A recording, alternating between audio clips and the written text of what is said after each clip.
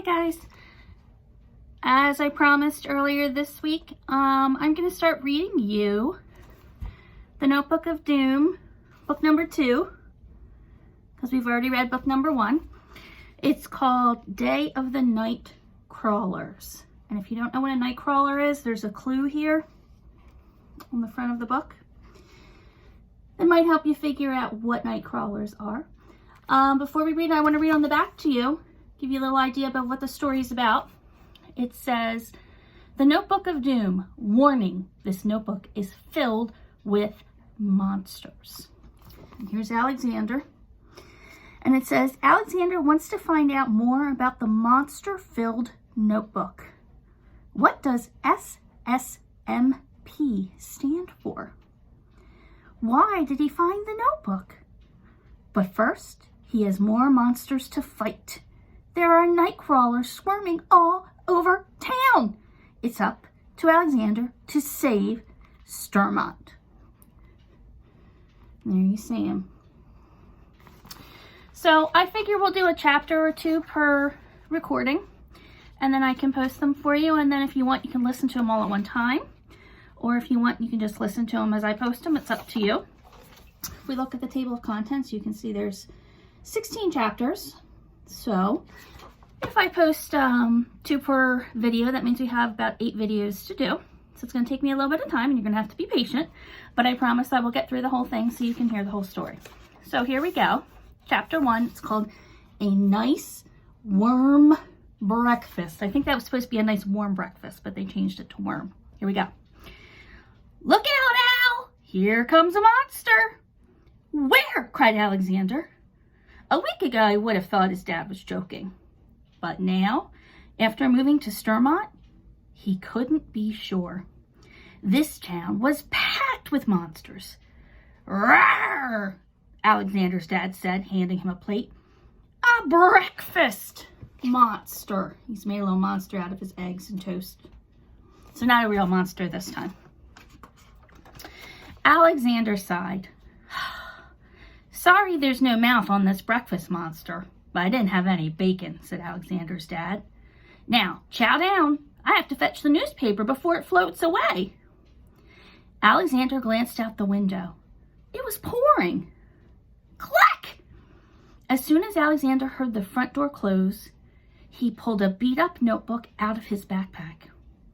The old notebook had a creepy-looking skull and the initials SSMP on the cover.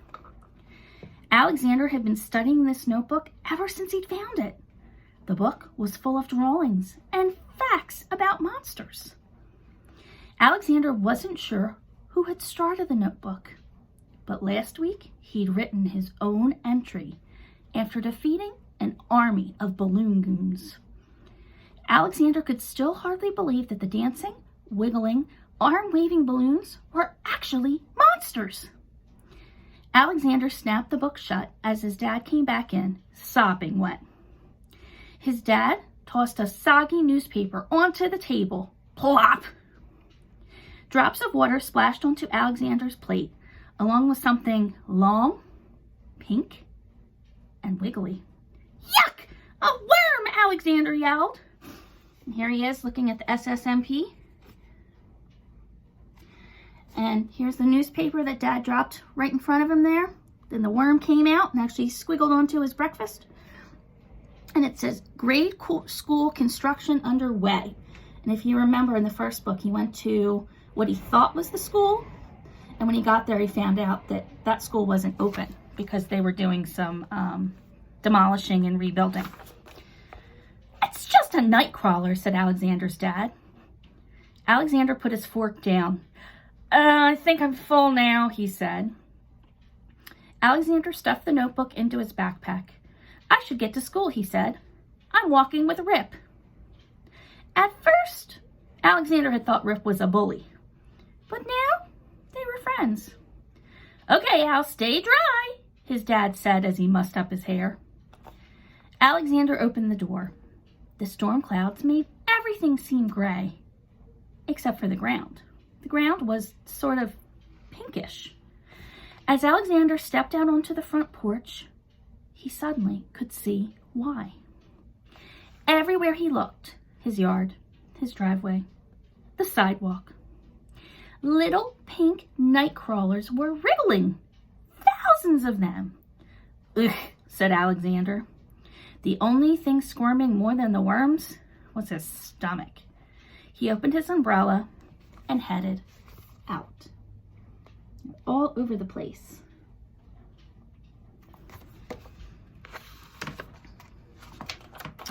Now we're on chapter 2. It says, rain, rain, don't go away. Alexander tiptoed down the rainy sidewalk. He made his way to a playground where his friend Rip was sloshing around. Hey, Salamander, Rip shouted. Salamander was Alexander's nickname, whether he liked it or not. But he sort of liked it. Want to see something gross? Rip asked. He raised a boot over one of the squirming worms. Rip, no, said Alexander, don't! Rip lowered his foot a little. They're just worms. What's the big deal? Alexander sighed. Rip, when we fought those balloon goons, we helped everyone in Sturmont, even these tiny worms. If we go around squishing them, we're no better than the monsters we're trying to stop. Rip made a gagging sound. Fine, he said. But it's weird to be surrounded by worms. I feel like a meatball wading in spaghetti. You're right, Rip. Alexander's eyes grew wide. This is weird. Super weird. He pulled the notebook out of his backpack. The notebook, Rip said. Hey, what does SSMP stand for anyhow? I don't know yet, said Alexander. But look, there's something in here about worms. There they are. Here's Rip. Wants to squish all the worms. Alexander stopped him. Here is one of our monster pages. It says, Mega Worm. You see the worm up there? I'm going to turn it this way so I can read it. It says, a small blue worm that seems harmless at first. Habitat. Megaworms can be found on wet ground and sidewalks. Behavior. Megaworms always travel alone. Diet? What do they eat? It says unknown. Possibly eats kids. Warning. A megaworm starts out tiny but grows bigger than a school bus when sunlight hits it. Keep megaworms out of the sun. Weaknesses. Any kind of loud screeching sound makes them shrivel up. And this is what it looks like before, no sun. And then this is what it looks like after, when the sun comes out. They feed off of the sun. It makes them grow. And up here, there's a little interesting fact. It says, Pop, megaworms smell like caramel corn. Interesting. I wouldn't think a worm would smell nice and sweet like a piece of caramel corn, but apparently they do. This can only mean one thing, said Alexander. These night crawlers must be megaworms. Yeah, said Rip. Wait, no! The notebook says megaworms travel alone. He pointed the umbrella toward a nearby heap of worms. There must be millions of these guys. There's no way they're megaworms. But what if you're wrong, asked Alexander. What if all these worms grow huge and start eating kids? Rip shrugged. The monster notebook also says megaworms are blue. But these worms, well, they're pinkish gray. Alexander held up a finger. Let's do a test, he said. A screech should shrivel them up.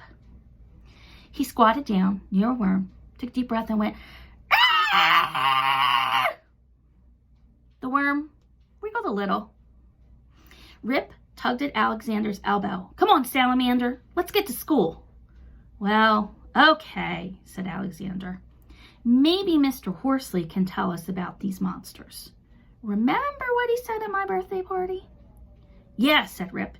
He said those balloon goons were only the beginning.